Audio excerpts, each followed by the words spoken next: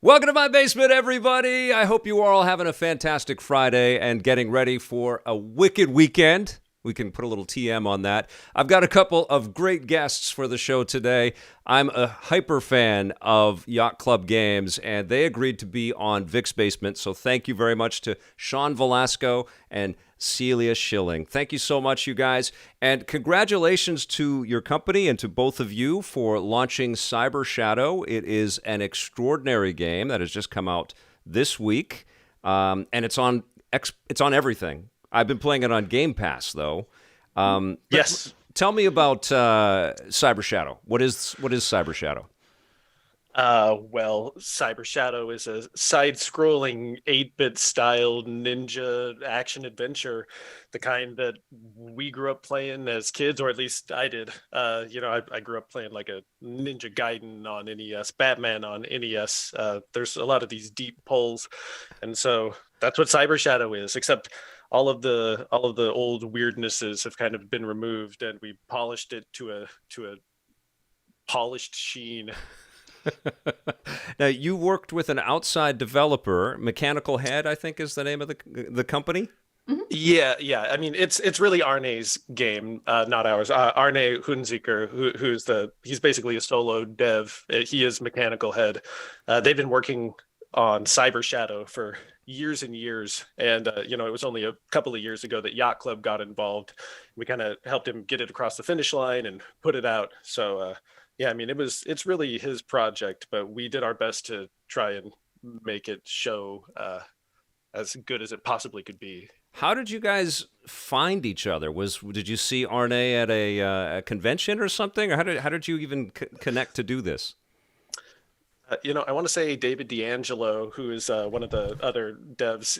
He's just always looking through Twitter trying to find cool new projects, and I think he was scrolling through and saw some Cyber Shadow stuff. Arne had been posting like teaser images and things, and we saw it, and we're like, "Whoa, what's this? This looks amazing." Then we poked him. Hey, do you need a publisher, or like, do you want to work with us? And he was like, no. But we were like, wait, no, hold on, wait, come back. And he's a really independent guy. And we had to convince him that we would treat his project well and that we were the right partner for him. But I think in the end, yeah, it really worked out great. When you encounter somebody that is so independent, like, I mean, we're talking this person did all of it by himself except for the music, I think, right, for the game. Yep. How do you convince somebody that you have things to offer a person that's that self-contained? Well, I think hopefully some of Yacht Club's capabilities would be a little more obvious. Like, we go to conventions all the time, and we go around the world to show our games. We have inroads with all of the publishers already, or with all the platform holders. I mean, so since we already have those relationships, and like since we kind of have a megaphone, and because we're developers, we make Shovel Knight. We love these kinds of games. This is like us. So they know. Hopefully, Arne would know that we're not just, we're in it for the passion, and that, Yeah. and that's true. And it took a lot of back and forth and a lot of working out, but I really think, yeah, it just really came out great. And he's just been so good with feedback, and our back and forth is very, how to say, it's almost like it's a very it's hard to say. There's just a lot of warm, good feelings around the whole thing. He feels like family now. Yeah. That's awesome, man. And where is Arne based? He's in Finland. He's in Finland. Amazing. That's so cool. So, yeah, we've only really met in person, on a handful of occasions. That's so wild. Celia, you started at Yacht Club about a year ago. Yes. What was it about the company and the group of people that you were meeting with that felt special to you, that you wanted to come and join these guys? Oh man, so much. First of all, foremost, I really loved Shovel Knight. So like I went into the interview being like, I'm a big fan. Don't let them know. Yes, professionalism. But in general, when I when I look for companies to like work with, is primarily looking at passion. Like, are they having fun? Do they love what they do? Is it not really work, but it's more of like an enjoyment of having fun? And yeah, they're a bunch of fun folks. So I knew it was the right fit. How big is Yacht Club right now, Celia? I think we're like 25 people now, Sean. I think. Yeah, we Yeah, almost we're around doubled there. in size like in the past year. It was so funny because like right when Celia came on, we were hiring many people and we're like, okay, your first day is going to be in a month or two. And then COVID hit and it was like some people we haven't even seen in person like ever. Oh man, Yeah. what? It's so nuts. Hey, how did the company kind of adapt to the stay-at-home orders and the lockdowns and stuff? Are you guys all kind of cool with work from home at this point? Like it's worked out. Like I started from home, and so our colleague Shannon, she handles operations. She's amazing. She set me up with my computer and everything I needed, and like it's been pretty great. And we also use like Slack and Discord, so I can bother anyone at any time. So it's been pretty smooth. But personally, I would love like for the world to go back to normal and be able to see how tall everyone is and hang out. Basic things Just- like that. Yeah. Yeah, just being able to go back and forth in a group and have that dynamic is so valuable, especially when you're riffing on making a game together. I just can't wait to get back in the office with everyone. Yeah. It has been a little bit hard being so separated. I bet. I mean, your games feel very improvisational and personal. They feel like they're built fully from the heart. Sean, take us back a little bit to the early days of Yacht Club, and what was the catalyst? What pushed you and the other team members that started the company? You started the company together with. What pushed you in that direction? Why did you want to do that? Okay, well, yeah, let's go back in history a little bit. Most of the original Yacht Club team worked at a company called WayForward before. And WayForward, if you don't know, has made games like Shantae and the Mighty Flip series, and we worked on games like Contra, BloodRayne, Double Dragon, as well as a bunch of other licensed stuff, right? When working at WayForward, we learned how to turn games out really fast. And WayForward's DNA is also very much in that side-scrolling platformer space. Right. So that was the kind of stuff that we really loved to make, but we wanted to make our own games and we wanted to strike out on our own. And we also wanted to keep our team together. WayForward, a lot of times they would shuffle the teams around because they're a big company. And so we couldn't all stay together. We're like, no, we want to keep working together. So this was also right around the time when Kickstarter was becoming a thing and Double Fine Adventure had come out and did huge. And we're like, okay, maybe all of these things can align. So that's what we decided to do. We wanted to make side-scrolling games or 8-bit games or games that were inspired by the kinds of things that we loved playing. We thought that 8-bit would be something that we really know, but also something that we could do, especially as a small team, right? It would be hard to make a big 3D game or an MMO or something ridiculous. So we wanted to stay small, do what our expertise was, and we just made a little pitch for Shovel Knight, right? And put it up on Kickstarter, and yeah, it really just blew up. That's awesome. YouTubers started covering us. This was like when YouTube was like starting to become a really big thing, and it just grew and grew. We started going to PAX, or we went to PAX during the Kickstarter, and we ended up funding 300% of our original goal. And so with that nest egg of cash, we set to work making Shovel Knight. And we went later than we thought we were going to, and we ran out of money, and it was desperate for a little bit, but eventually it all came out. And yeah, since then, everything has been okay, and we've managed to parlay that success into making more stuff and trying to put Shovel Knight in as many places as we can, and making more cool games, and also helping out other indie devs and other other people that we're aligned with to try to just make more cool games in the world. How important was it to hit all of the milestone goals with Kickstarter and the promises that you were making to the support? Because that's one thing that's very clear about Yacht Club, is that you not only delivered an excellent initial offering with Shovel Knight, you kept going and over delivering, and it feels that that's a part of your mythology at this point. Yeah, mythology is a strong word, but I like it. Yeah, we really felt like we had to be careful and do well by our fans, and by the people that had bought our game. We had to fulfill our promises, Yeah. and that was definitely one of the most important things to us. So yeah, we had to do all those Kickstarter stretch goals, and the way that we ended up fulfilling them was a little bit different than we had originally planned on, right? We had little sidebars that said, oh, you're going to add a battle mode, or we're going to add another character that you could play as. And, those bullet points ended up becoming their own games that had a 2-year development cycle, and it just got ginormous.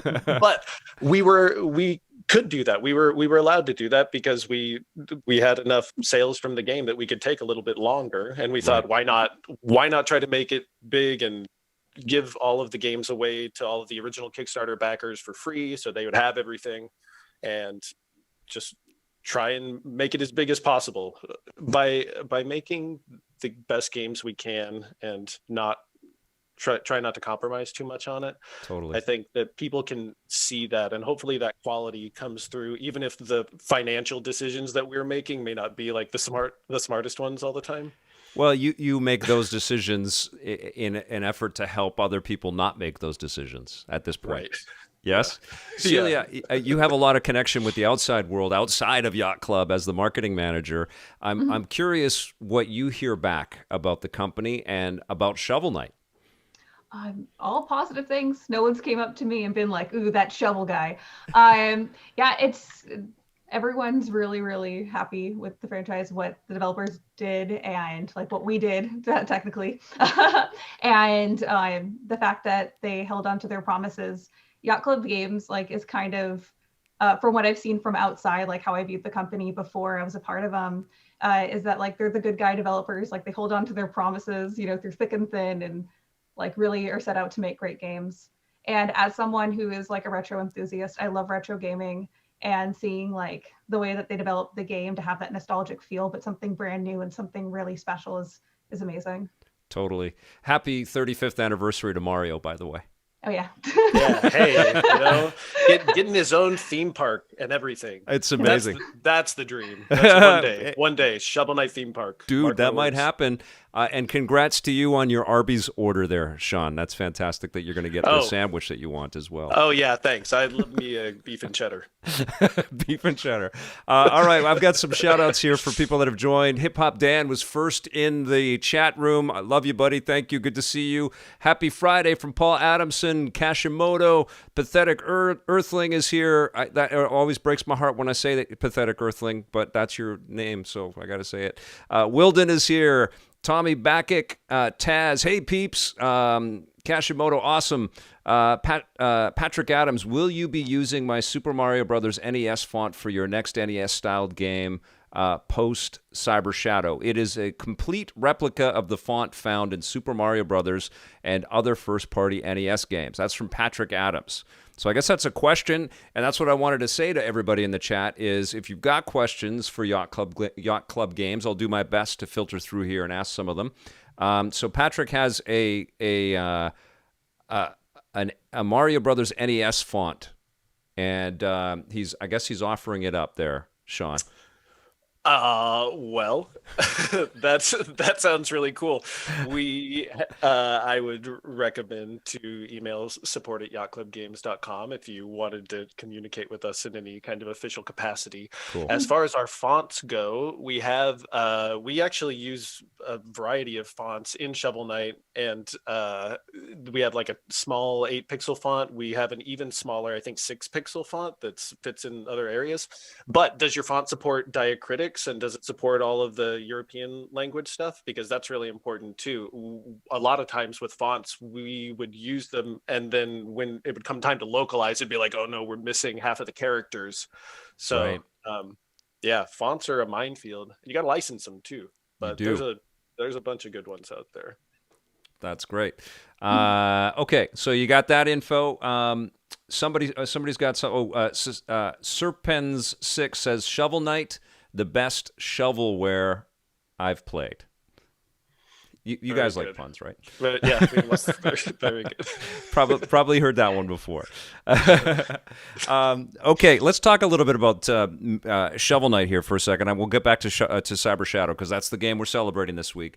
But Shovel Knight, was it an easy birth, or was it complicated and frustrating? And was there, a lot of things left on the cutting room floor? How did it come together? Okay, the original Shovel Knight, Shovel of Hope, was a game that we were really making by the seat of our pants even though we'd made games before, as a first time as our studio. We had a lot of technology that we had to build that we didn't have put together, and stringing all that together is really challenging. So that part was a little crazy, but I would say the development of the game, as far as the gameplay, it was really good from the get-go. Like once we had Shovel Knight moving around, jumping, doing the shovel drop, attacking enemies, that core, I would say, came together really fast. And it had to come together fast because we were rushing to make a demo for PAX, which I previously mentioned we had booked to be during the Kickstarter to try and get as much attention as possible, but we didn't have a demo. So we thought, we'll pitch it anyway, or we'll bring it anyway. And if we don't have the game, then we could just bring Super Mario 64 and some beanbag chairs, and we could just talk about the game, even though it wasn't out yet. Either way, we got that space. So we worked as hard as we could to get that first demo out. Was it playable? Was it something that you the public could play? You could play King Knight, Pridemore Keep. That stage is probably 80% the same as it was in that very, very first PAX demo. But yeah, I'd say that was the most crazy part, was in the beginning. And once we were testing the game and we had our friends and family playing it and enjoying it, we said, okay, this is going to be okay. We think it's going to be okay. And it did go over very well at PAX. So that was like a huge relief. But then after the relief was over, we had to come back and finish the game, which after you produce one stage, making all the rest of them is a little bit more easy.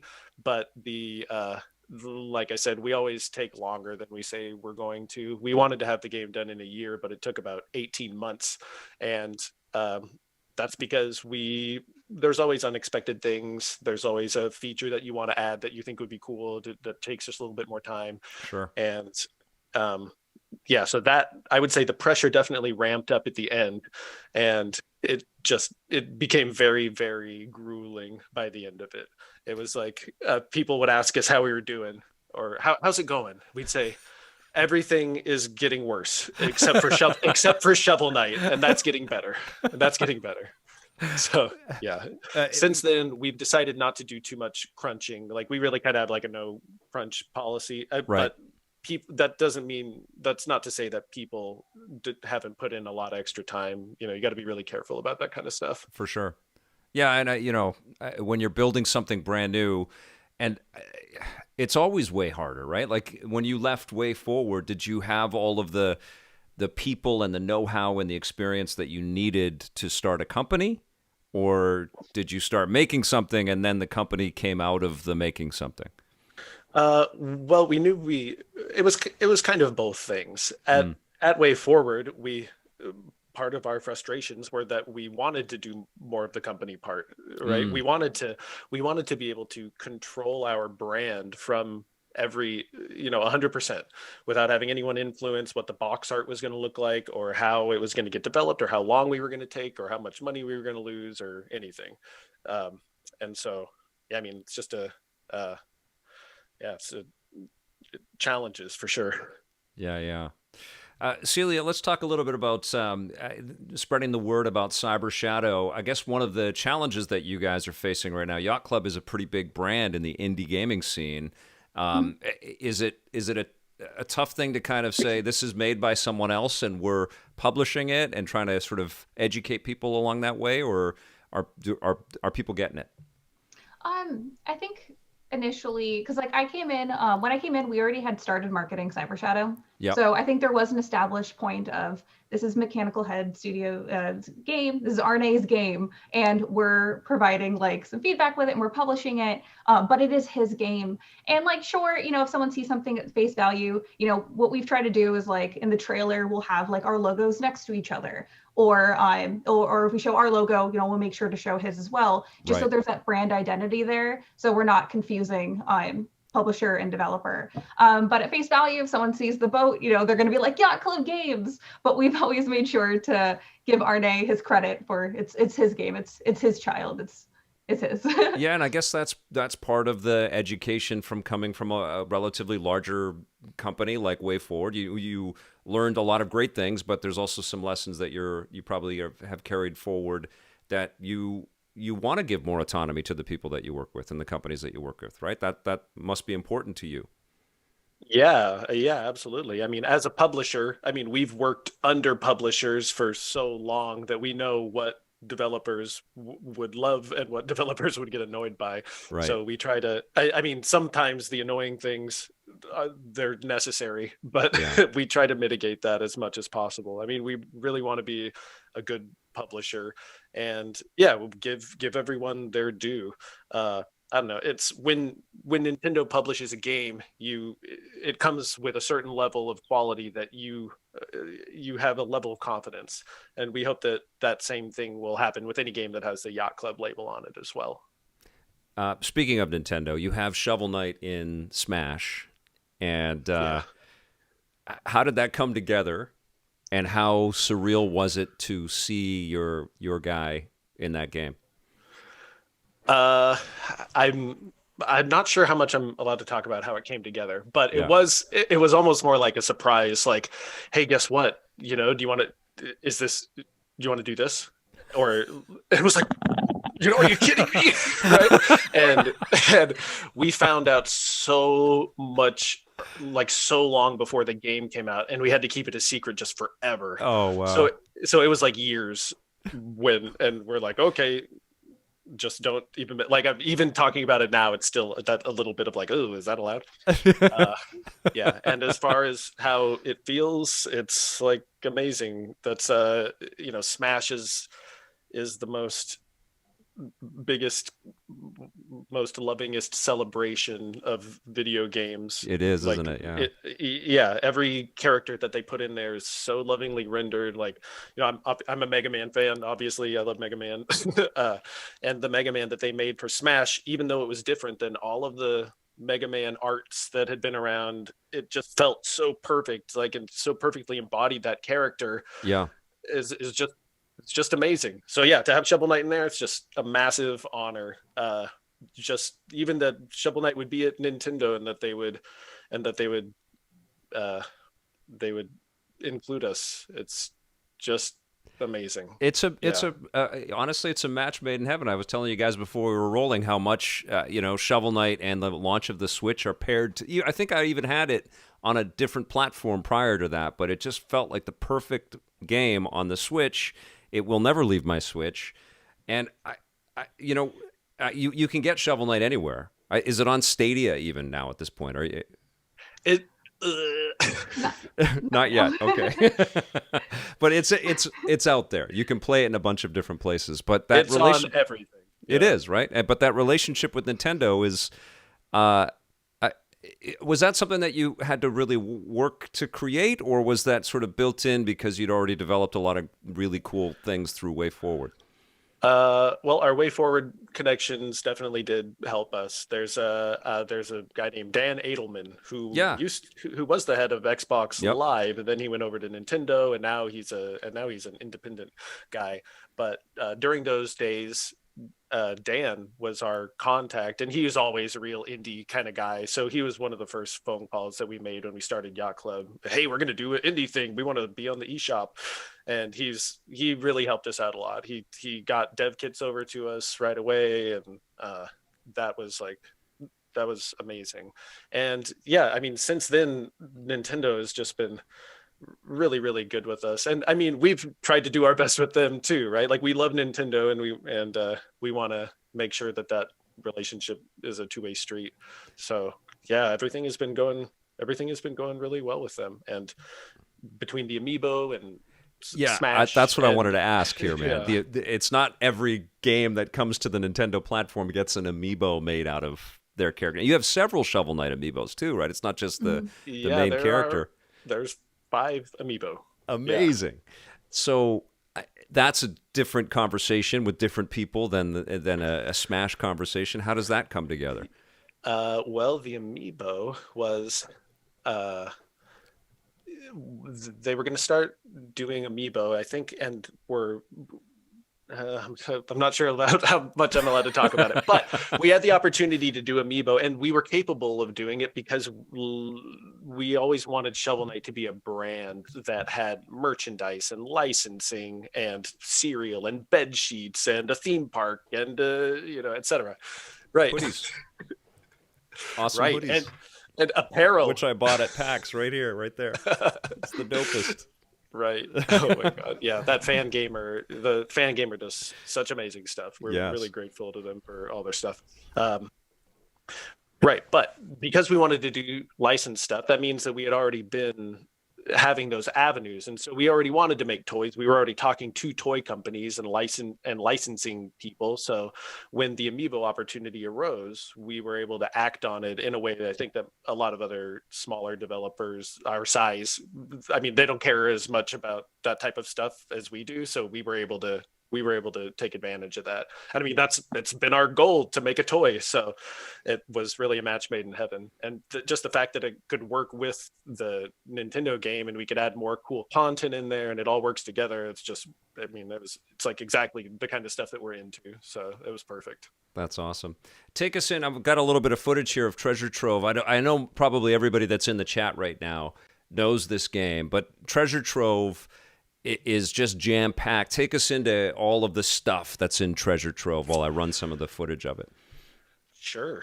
All right. Well, Shovel Knight Treasure Trove is comprised of 5 different games, starting from the original Shovel Knight, and then 4 more campaigns, each one involving a different character, a different boss character from Shovel Knight.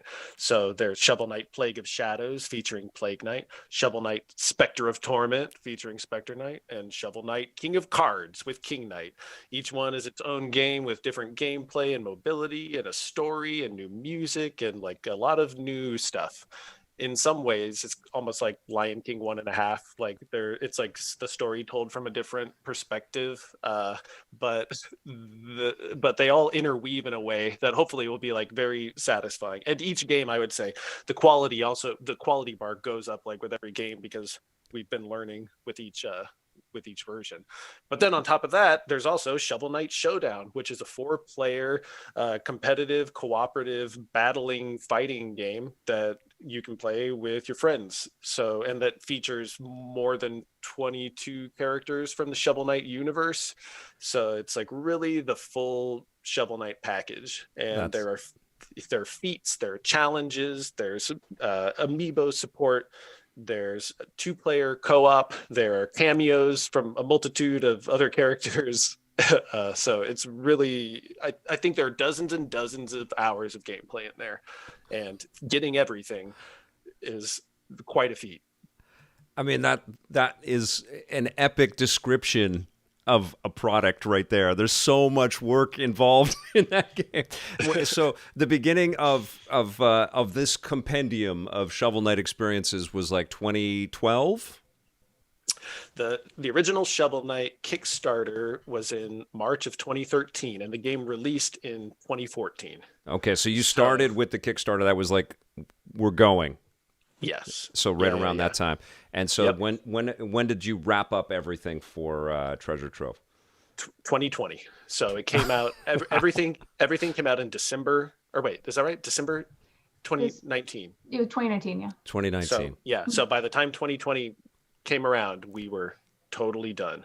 That's a big chunk of your life. Yeah, I mean, it's definitely the biggest project that I've worked on. You know, the Shovel Knight project was from 2013 to 2020, basically. It's it's really crazy. But, you know, it's also 5 different games, and each one was different. It's not like we were mired in development for 5 years on the same you product. were making stuff all the way along, yeah. And some games have that happen, it's like, I talked to Cyberpunk. Debs. Yeah. Right. Yeah. Right. Yes. So yeah, we managed to put a game out, almost every year. So we're pretty proud of that. That's wild. That's wild. Celia, when you joined up with the company and you saw the process here, was this something that you had seen anywhere else? Had you been to game development studios to kind of compare and contrast at all, or is this, kind of a new world for you? The kind of work ethic that the yacht club teams have. It was definitely a different experience. Like in my past, because before Yacht Club Games, I worked in hardware development. Yeah. And then before that, I worked for like an AR app-based company, but I had nothing to do with like their development like whatsoever. So to get like, I guess, a ground zero of like everyone, like of what they've done and like learning about the process of how like Yacht Club Games works was amazing. Like it's so collaborative. Like the whole team talks about things together, and like to be able to be a part of that, even though I'm in marketing, is kind of cool to check out. Yeah, it feels like that's the only way to do this too, right? It feels like from just judging off of the games that you're making and the feel of the games, it feels like all hands on deck. And there's something kind of like a writer's room sensibility about the way that they play. Am I wrong in that? Is that I've never heard that before, and that is a excellent sentiment that I really appreciate. Well, Thank you. Yeah, it feels like people are chipping in, and that's so cool. Like when you start a project like the Treasure Trove, which has these different vantage points and stuff, do you map that out? Is that something where you chart it all up on a board and what do you make like diagrams of how the levels are going to be? How do you even begin? How do we plan it? Yeah. Well, game to game, we definitely didn't plan it that much. We said we're going to do the Shovel Knight, and then we'll worry about the rest later. Okay. So with Plague Knight, we said, oh, this is going to be grafted onto Shovel Knight, and we don't want to change too much, but we'll just change the character, we'll just change the story, and then we ended up changing way more than we thought we were going to. By the time Spectre came along, we thought we can't use the same levels anymore because people aren't going to have fun with them. It's going to be too boring. And now that we have the ability to take a little bit longer on these games, maybe we could. So at that point, we made the decision to separate the games out into their own games, sell them separately, and take a lot longer on each of them. Right. We don't plan too much about exactly what it's going to be, but we do have, I would say, a few bullet points, and those beacons is what we would always hold on to. Cool. When it comes to the development of the game as a team, I think we also have a beacon that we try and aim for. And as long as we all understand what that beacon is and it's set, then that's where everyone is going. And if someone says something that's outside of those lines, it's almost like everyone's responsibility to try and aim us all back towards where we're headed. Very good. So yeah, I think that's what's cool about working collaboratively is it's not like one person is saying something, one person whose mood could be different from one day to the next, or who could change their mind a lot. It's like we have this very consistent idea of what we want the game to be, and everyone really works toward what that is. It's like we're all riffing on the same chords, And I guess a sort of a universal understanding of what you want to achieve as a company. Do you have to kind of connect around that on a consistent basis to kind of make sure that you're aligned in the same direction? Yeah, definitely. I mean, Yeah. we have planning. We just had one the other day of planning meetings of what is our year going to look like? What is our 5 years going to look like? Right. What are our giant, hairy, audacious goals that we want to have in the future? And do we all agree on those? What other kinds of new business how do we like being a publisher? Now that Cyber Shadow's out, do we want to publish a billion games? If we do that, then we won't have any time for development. Do we want to grow and become, we started out as 5 or 6 people. Now we're 25-ish people. We don't want to get any bigger than that, right? Or do we? Yeah. I guess those are the kinds of questions that we would have a discussion about. Yeah, those are good questions, not always easy questions, but those are the things that you constantly have to kind of assess. I've got some questions actually from the chat, and this is my cue to you guys. If you have questions for these two, please write them in. I'll do my best to get to them. Ben Foster asks, how do third-party collaborations like Level 99's Exceed factor into marketing strategy? Oh, yeah. So for licensing with like other companies, there's actually a lot that goes into it. It isn't just like they send us an email like, can we put Shovel Knight in our game or in our board game? And we just go, cool. And then that's it. Yeah. Like there's a lot that goes into it. There's like brand guides, making sure that it has like a certain like aesthetic to what we would like Shovel Knight to look like and all our other characters. There's a lot of back and forth with approvals, and it does start though, like, don't let me like, sorry, excuse me. Don't let me like make it sound like it's a huge process. Like they do message us and they say, hey, like we'd like to do this, but there's a lot of negotiations in between, but it's a fun collaborative process. It starts from love, right? It starts from people having a respect for what you've created and wanting to include the character. Yeah, and man, and I think we get that sense a lot too. So there's something about Shovel Knight where people come out of the woodwork and talk about it in a way that feels very genuine, and that's really cool. So things like I don't know how you guys did it, but Shovel Knight is one of those characters in games, and there are several of these that you can point to, but there's this feeling like you chipped away the clay and it was there. Like there's a permanence around this character. It wasn't just like it wasn't ephemeral. It was like, of course there's a Shovel Knight, and of course it's going to be here forever. Yeah, right. It's like a song that you hear for the first time and it seems like you just heard it a million times before. Totally. I guess that's the magic of nostalgia, right? And maybe that's what pulls you in with Shovel Knight, but then like we had to put our money where our mouth is and actually deliver on that gameplay and on everything else. And totally. Managed it there as well. Yeah. We got a good question from Sam I Am 111 saying, is there a genre of game that Yacht Club hasn't made yet that you guys would like to try? Wow. Well, we love all kinds of games, right? What do you think, Celia? Oh man, so many. I have like a list if we want to go over it.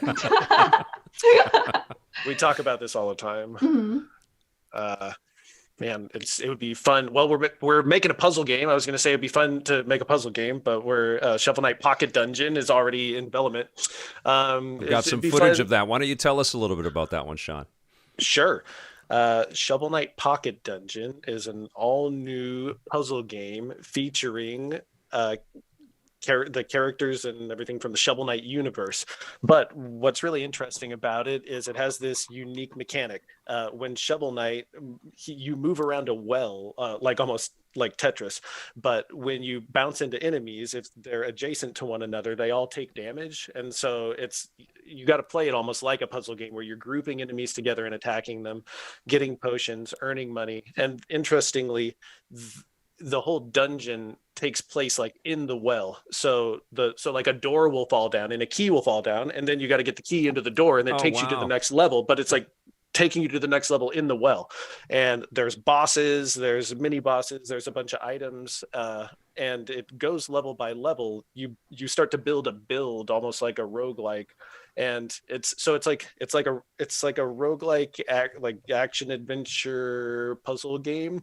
It's almost a little bit like Crypt of the Necrodancer, if you've ever played that, where you're moving on a grid. Yeah. But it has a really unique feel, and by looking at it, you could see it looks like all those puzzle games that I don't know, I certainly love, like Super Puzzle Fighter 2 Turbo and Panel de Pon and Puyo Tetris, and we have a really cool 2-player mode. Are you guys making that internally, or is that an external partner that you're working with? This is a co-development, but this was an external partner. In fact, Russell Rafferty, the guy he's responsible like for the concept of this game. Yeah. And so we came together and we're like, okay, let's make this into a big full product. So he's that's so wild. So you guys are doing publishing of external teams and external products like Cyber Shadow, which is a game composed by somebody else, and you said, look, we think we can help you get this out to more people, and you did. Bravo. Congratulations on that. But then you're also making your own and publishing your own stuff, and then you're also partnering with other companies and co-developing and making things together with them. Yeah. Is Yep. there another thing? Is there an animation studio percolating? Is there a Shovel Knight cartoon you want to tell us about? Stay tuned. It's never too early to speculate. But all the way to the moon. We're gonna take it all the way with Shovel Knight cartoon, Shovel Knight movie, Shovel Knight theme park, Shovel Oh, Knight bed sheets. I love Shovel it. Knight cereal. Well, Yeah. what's Shovel Knight Dig? So, you want? Oh, I can talk about it. Go for it. So yeah. So Sean, you can correct me if I am incorrect on this one because I'm pretty new to it. But it's a 2D dungeon crawler and it's very like roguelike. And we're working actually with Nitrome on this one. And basically in it, like Drill Knight is like up to no good, and he's digging a lot of like tunnels, and it's up to Shovel Knight and the gang to like stop him. And we don't have a whole lot about it out right now. It's got a little Mr. Driller vibe. It's very exciting. Yeah. A little dig dug. Right.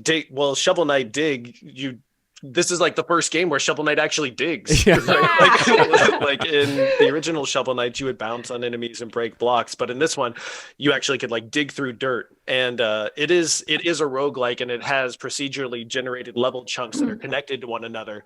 So, but it also has a variety of bosses. There's a new group of knights called the Hexcavators that are trying to dig down into the center of the earth for nefarious purposes.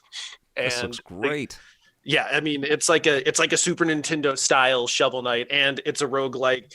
Once again, you can keep getting your build going as you go down the well over and over again. You can get you can get further down to where the boss is, and it's a really complete feeling experience for being a roguelike, right? I guess when you hear roguelike, you think like it's like a one shot, but it's like a big meaty adventure, and and the graphics are amazing too, and Nitrome is so cool. They sure do great stuff. That's awesome. So you have your 8-bit kind of aesthetic with the Shovel Knight games that you guys have really worked on. Pocket Dungeon is, I think, in the vein of the 8-bit kind of space. Now we're getting into the Super Nintendo kind of space. Nintendo has done the 3D variant of Shovel Knight in Smash. Is there a desire from your team to get into 3D stuff, or is 2D your direction? Well, one of our favorite games, one of my favorite game probably is Super Mario 64. Sure would be fun to make a 3D Shovel Knight game someday that had really cool Shovel Knight mobility in a 3D platformer. That would be awesome. That is awesome. That would be great. I would love to do that. That sounds epic. So is it a conscious effort then at the studio to kind of look at the influences and look at the eras of titles and then sort of work your way through them? Is that something that you're charting, or is it just happening like that? Well, hard to say, I guess. It kind of seems like we're a certain amount of years behind, and then we're just like progressing through history only like a few years back. But Pocket Dungeon is definitely not it almost feels like a PlayStation or like a Sega Saturn game with a lot of particles all moving around. Yeah. And I mean, Shovel Knight Dig, though it is like a Super Nintendo style game, it has very modern sensibilities with its structure. Sure. So, I don't know. I think we're just putting it all in a blender. I would definitely not be surprised to see another game in a 8-bit or in a Game Boy or in a, I don't know, TurboGrafx style, or wherever our needs may take us. I think we could go all the way up and down the technological scale and be okay. I'm down for Shovel Knight VR one of these days, guys. One of these days. VR Grid is all over that. He does a lot of great coverage of the VR space, and he's always up and down on our chats talking about VR. I actually have a couple more questions here. This one's from Noah Inez, who says, how's the development on SK Dig and Pocket Dungeon going, and what projects are being I guess we're slowly starting to get into that. And what was it like getting Shovel Knight into ROA? What's ROA? That's Rivals of Aether, probably. Oh yes, okay. Yeah. So what was that like? Well, Shovel Knight and Rivals of Aether was awesome. They had Dan Fornace, who is like the solo dev on Rivals of Aether, is just delivered us this completely nutso pitch for what the Shovel Knight character would be. And because that game is very much like a Smash Brothers, all the characters have so much complexity, and we said, man, couldn't it just be simpler? Like, you hit and you shovel drop, and he's like, no, we're going to make this thing where you purchase items from Chester, and every move is represented. It really was like having Shovel Knight having his own Smash character representation. Great. So that was amazing. Yeah, he did such an amazing job on it. That's awesome. When are we going to be getting Dig and Pocket Dungeon? How close are we on those ones, do you think? Maybe Celia, you can help me with that. So they are currently in development right now. Please stay tuned to our social media pages and our website for more updates. When we have more, we'll tell you. Here we go. Problem solved. You sound like you've said that once or twice before. No, this is off the cuff. I've never said it in my life. Okay, Pixel Pieces says, is it strange that I have a guttural reaction to the thought of Shovel Knight being given a voice? I wonder if Yacht Club Games members have had some thought, some of their own internal struggles. Is the Shovel Knight going to have a voice, do you think? Sean is the voice of Shovel Knight in Ukulele. That's true. Yeah, in Ukulele, Shovel Knight makes an appearance, and they have Banjo Kazooie style do do do do do do yes dialogue, and so they had me record a couple of rare style. I love it. Yes, yeah. So in that one, I'm the voice, but Shovel Knight's also in a game called Blade Strangers, where he's this enormous hulking. It's like a fighting game, and he's this enormous hulking like Zangief size character in that game, and he has it's all in Japanese, but he has like a very low like angry voice. I'm not sure that's really right either. I guess that it also gives us pause to think about what Shovel Knight's voice would sound like. Yeah. I really, I don't know. I think maybe if he were going to have a voice, maybe it would be something like Link, where he makes an utterance, and you could get the sense for the timbre of his voice. Yes, right. But not exactly not having like voiced lines. I'm not sure. I mean, I guess if we're gonna have the Shovel Knight movie, he's got to have a voice. I guess things are going to change. We just saw yesterday Roger Craig Smith is no longer Sonic the Hedgehog in the. That's video. Right. It's already stuff happens, Never a better time. Yeah. Let's see if I've got another question in here. Directional Joy says, phew, a 3D platformer is a lot of work, I imagine. Lofty ambitions for the Blue Digger, with a happy face. I think you got some support on that idea, my friend. Sam I Am 111 says, is there a Shovel Knight shovel-shaped controller peripheral being worked on right now? Oh, that would be so cool. I especially come from a hardware background, so we have to make that happen. Well, we have the Shovel Knight Amiibo. I'm a big action figure guy. I don't know if you guys could tell. Yeah, we could see. Yes. Are there more Shovel Knight figures maybe going to be happening? Are you working with NECA or something like that? I'm trying to think if there's anything in the pipe. Have you seen the first 4 figures Shovel Knight? Because it's like this giant. I mean, that's like the first 4 figures. They make those enormous huge, statues. Yes. Yeah. So we had those come out not too long ago, which is like almost like a giant version of the Amiibo. And then I'm not sure if there's anything else that we're pushing as far as figures go, but that's definitely something that we're always keeping in mind. I would love to have just little 2-inch or 3-inch figures just of the whole cast. Yes. Because we don't have that. Like I want, Treasure Knight and Tinker Knight. Totally. Those guys aren't available right now.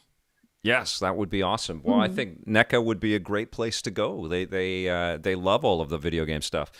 Let's talk a little bit about the lessons from WayForward, because WayForward is still going strong. They're still making tons of games and stuff. Yeah. Were there,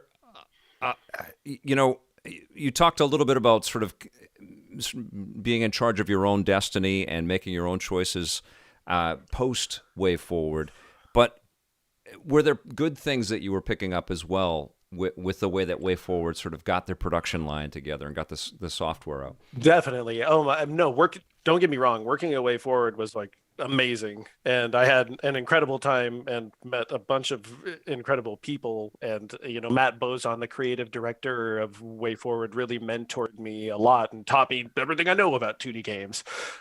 So yeah, working at WayForward was amazing. Don't get me wrong, and I did learn how to make a game in a short amount of time. When you only got 6 months to make a game, not that every project was short like that, Yeah. but when there was a shorter development cycle, you got to start to make decisions about like what's really important. And that skill was very critical for us when we had to make those kinds of decisions. Working a way forward was like how we learned how to make games in a real world situation. Right. And I think before that, you could be very almost like with an educational slant. If you come right out of college, you could be working on a game forever and not, how do you actually finish it and get it done? That's not something that you necessarily learn. So that does seem to be the toughest thing for me, right? When you have the world is your oyster and you have the skills and you can literally build anything. What do you build?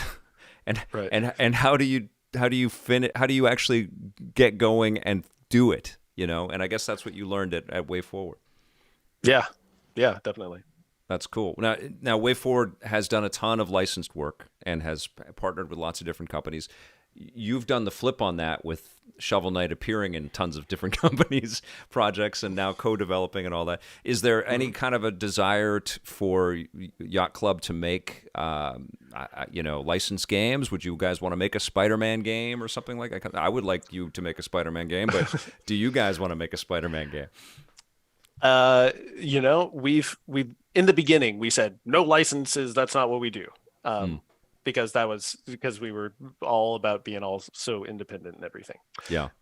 And now that it's the present, I guess I'd entertain anything, right? Or it seems like why not? We could at least talk about it. Or maybe if there was a group of people within the company that really was so passionate about making this IP, then yeah, why not? I guess as long as we were able to, if it all made sense, then I would say never say never. Very good. Well, that seemed to have been serving you guys very well. I can imagine that a lot of this success that you've had with Shovel Knight was something planned and worked hard towards, but so much of it has been goodwill, open door opportunities your way, I would imagine as well, right? Yeah, it's we got real lucky, if we had been in a different time, even slightly, or if things had gone even a slightly different way, if we hadn't got the build done for PAX, if Kickstarter hadn't had a couple of projects before, if we didn't know this person or that person, you can try and push as hard as you can for success and do the exact same thing that we did and have not gotten lucky like how we did. Yeah. So I feel very fortunate every day. We count our blessings as far as that goes all the time, and we tried never to take for granted the fact that we've been given this great responsibility to develop great games for everyone. We take that very seriously and try to stay hungry as far as that goes. Got an amazing question from VR Grid. Does anyone in Yacht Club actually own a yacht now? No. Does any of us even own a house? No, I'm sure. It's a cheeky name, this Yacht Club, but the more and more you guys grow, like our production company used to be called Greedy Productions, and it was very tongue in cheek when we launched. Same thing, yeah. But then it caught up with us because we had so much work, and we were working all the time. Our shows were everywhere, and it felt like this is wrong that our name is Greedy Productions. So it started from that innocence. When you guys buy a yacht, might be the time when you want to change your name. Right, humble games. Well, I guess they already have that. They already did that. They already got that. Yeah, So but so let's take a look at Cyber Shadow here again for a second here. You've launched a game which by all respects is getting rave reviews. I hope that there's lots of downloads happening, lots of sales going on for you guys. But can you apply some of the lessons, at least? I know that there was some luck involved with the success of Shovel Knight, but can you apply some of the lessons of a game like Shovel Knight to a game like Cyber Shadow? And is that the plan now? Do you intend to have multiple perspectives on the adventure from different characters and be working along with this series for a long time, or is it different for every project? Well, I would say whenever we develop a game, we're always looking to see what the next one is going to be, or to sequelize it, or to make a spin-off of it, or hopefully the idea would be every game we could make a billion other games off of that one. But this is Arne's game, really, and so it's really up to what he wants to do. I would love to see some DLC for Cyber Shadow. I would love to see a Cyber Shadow sequel. I think right now Arne is just like sleeping because he's had a. It's like, been nuts. Well, Sean, let Arne sleep. Then we can talk that stuff. Yeah. But, yeah, I've talked to some developers that are singular, and it is a whole other thing. Did you guys try to talk him out of it at all along did you offer help or anything, or was it nope, no. I'm doing it? Yeah. I think by the time you come to us, you're already in it too far to to give up. But we tried to help him as much as we could. But he really wanted to do the whole dang thing himself, and he did. He did it. That's awesome. Mm-hmm. Had he worked on another project this big before, or was this his first time kind of getting into this stratosphere with the title? He had worked on not like this scale. Like he's gone over some of his history with me with his projects, and they were I think one was like a Facebook game or a mobile game or something like that. Okay. But nothing like Cyber Shadow-esque. Multiple platforms. Did he do the ports for every machine as well, or is that something that you guys took care of? No, we helped him with the ports. Yeah. That's one of the things that we did. Yeah. Yeah. Yeah. Okay. I mean, I can't really ask you guys too many more questions without really digging into what's in your business plan now. What can we? I mean, we've got Pocket Dungeon and we've got Dig. Those are on the maybe 2021 kind of radar. Is there anything else you want to tease us with? We have a potential 3D Shovel Knight. Is there anything else coming up? Oh no! Comic books? Nothing to announce just quite yet. There's I mean, really, the thing that we're most excited about right now is just having Cyber Shadow out in the world for everybody to see. I got a good one from Sam again. He's always got the good questions. Is there a story behind how you became the writer for BloodRayne Betrayal? The writer, well, because I directed the game, so I'm sure they have I have a writing credit on there.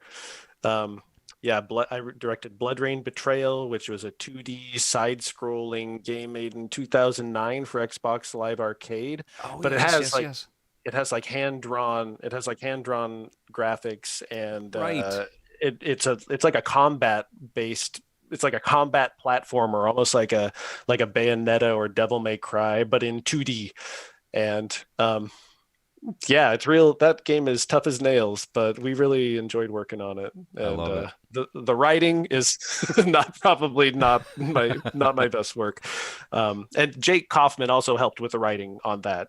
As he does. Jake Kaufman, who is the musician for Shovel Knight, the composer, has worked with me on scripts for since then. That's 2007, 2008. Awesome. We've been working together forever. What do you guys play? Do you play the new stuff, or do you sort of gravitate more to the classics? Oh, yeah. Are you big retro gamers? Yes. Yes. So what do you play, Celia? Oh my gosh. Well, I like indie and retro, but I'll play AAA as well. I just finished on the indie side of things, Night in the Woods. just to beat that. I'm going to do a second playthrough soon. But like on the other side, like I've been replaying Jack and Daxter. I bought that for my PS4. I just discovered that Okami and Harvest Moon for PS2 is on PS4. So I'm going to be buying that and playing it. So yeah, I'm just living a early 2000s lifestyle. I love it. I mean, there was some great adventurous creativity back then. How about you? How about you, Sean? Wow. Yeah. I really love playing all kinds of games from all times. So let's see. I just started replaying Mother 3 again. Cool. I put in, since the quarantine, I put in about 1,000 hours into Mortal Kombat 11. For some reason that I don't 100% understand. I've just been so into that game. Oh, it's an incredible game. Do you play against other people, or just you're always just it's all Combat League. Yeah. All Combat League. That's great. Yeah, it makes me real angry, but my RoboCop game is getting better than ever. I was playing, what was that game where your dwarves Battle Rock, Deep Rock Battle? Oh yes, the Deep Rock Galactic. Yeah, yes. That's a very weird, cool game, though. That's awesome. Yeah, and then we just rolled a new Minecraft server, but we're playing a heavily modded version called Minecraft Eternal, and it has like 300 different mods on it. So you could like program a computer, or you could like make a rocket that goes to the moon, or you could like be a wizard, or you could go to another dimension. Oh wow, that's been insane. I finished Final Fantasy 15 over quarantine. That's cool. We just finished Punch Out for Wii the other day. Oh yeah, classic. It's an amazing one. So good. It's truly all over the place. Is that Next Level that made the Punch Out? I think it is. Yeah, it's Next Level. Yeah. Now a Nintendo studio. Full subsidiary. That's the so wild. Mansion people. Yeah. So that's cool. Then, I imagine that the story is probably a little bit different with all of the team members that work on the games. But you play the new stuff, and does it inform the kind of retro vibe of choices when you make a 2D action platformer like you do? Oh yeah, definitely. I mean, all the games that we play influence us massively. I mean, the new zeitgeist of game development is what we're always chasing even though we're like using the old visuals or like the old systems. So many things have happened in recent years, from how games are structured to making things a little bit easier for the player, just to like how the loop of the game works and what it's like to play it. All that stuff worth thinking about really all the time as we're as we're playing, and then it all comes back and loops back in again. So yeah, it's really just it's all a big soup, I think, in our collective brain, and we just try and pull out the best parts. You've had some incredible success with the collaborations that you've already had. Is there a dream collaboration that you would like to see happen? We'll start with you, Celia. Oh man, I don't know. That's a tough one. What would you like to see, Sean? Oh, Shovel Knight collab. Well, it sure would be cool for Mega Man and Shovel Knight to be in a game together. If I guess that's the big one. That would be cool. That would be amazing. How would that work? I have no idea. They'd have to put Shovel Knight in a Mega Man game as a boss, Shovel Man. Yeah. That's what something like that. That's what I would. And then if that does well, then Mega Man time travels back to the era of Shovel Knight. Right. We'll do the Capcom SNK thing, right? They could go first. Capcom versus Yacht Club, and then it's like, when's Yacht Club versus Capcom coming? We're still waiting. We're still waiting on that one. Yeah. Okay, so now that I know the scope of things, okay.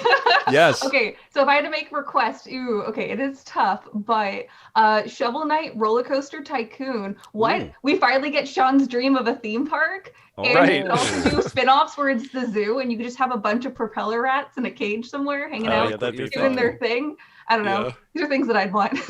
You know what? I'm sure that the Nintendo theme park concept came out of Nintendo crafting theme park levels in so many of their games over the years that they could just go to Universal and say, "Here, we've already designed it for you. This is how you get your Shovel Knight theme park, man. This is how you do it." Right. Yeah. I mean, theme parks are such a big are such a big draw. I think as game developers, theme parks are just so fascinating. Yes. It's like going to a theme park and being immersed in everything. The way that every direction you look, there's always it's like there are no seams, right? Yes. The whole experience Mhm. is just always like perfectly curated for you. Yep. And the psychology of what you're thinking as you're going through walking is like the same as putting yourself in the brain of what the player is as they're playing, what they're going to be looking at, what they're going to be doing.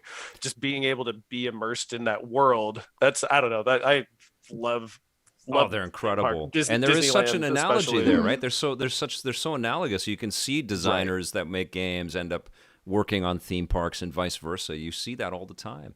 Yeah, Mad respect for that. Yeah, I love it. Definitely. And holy crap, do I miss being able to go to Disneyland? I know. Oh. Yeah, that's the worst. That was the last thing that we went. My family and I, we were in Vancouver. We went to Star Wars Land for my birthday and my kid's birthday last year. Oh, wait, so did you go to? So did you see the new? What was the new ride? Yeah, Rise of the Resistance. Rise of the Resistance. Yeah, so got you're on one all of the that. few. Oh man, it was only like a month or two. Yeah. I went before Rise of the Resistance was open, or it was. I couldn't get a ticket for Rise of the Resistance, but we could walk around Galaxy's Edge. And it was just We like, had to oh. wait at 8 o'clock in the morning and be on an app with 1,000 other people and we did it, and we got on. So yeah, it was magic, man. I made a lightsaber and the whole thing. You're so right. It is like jumping into a game. It's like you live in that game space, right? It's so cool.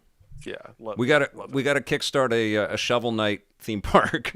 need a lot. We'll need a lot of. Need a lot big funding for that. Crash the Kickstarter servers. We're like, we can't cope with this. That'd be amazing. Yeah, we'll have to ask all those GameStop billionaires to fund us. Yeah. Or get Arby's to sponsor you. Right. Come on. How about it? Yeah, they could have restaurants in their park, and that'd be the exclusive. Right. Sam I Am 111 with like a Tomo Itagaki Ninja Gaiden Shovel Knight action game. That would be insane. That would be really cool. Yeah. Itagaki and especially Ninja Gaiden Black on Xbox is one of my favorite games. That ultimate 3D action game of that time.